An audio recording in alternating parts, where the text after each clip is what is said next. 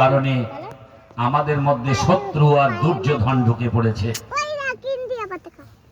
আমাদের মধ্যে দুষ্কৃতি ঢুকে পড়েছে, কারণ ঘরে যদি অশান্তি হয় বাইরের শত্রু সেখানে প্রবেশ করে সুযোগ নেয়। আজকে আমরা হিন্দু, আমরা বহু ধর্মাবলম্বী,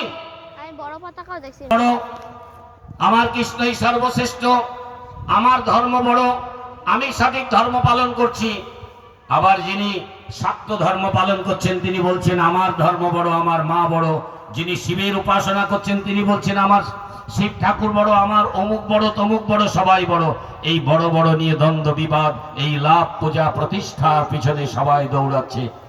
এক সময় শ্রীধাম বৃন্দাবনে আমাদের এই সনাতন ধর্মের 4টি সম্প্রদায় আচার্য আছে। শঙ্করাচার্য এসেছিলেন, জগৎগুরু শঙ্করাচার্য তার মতবাদকে প্রচার করেছিলেন।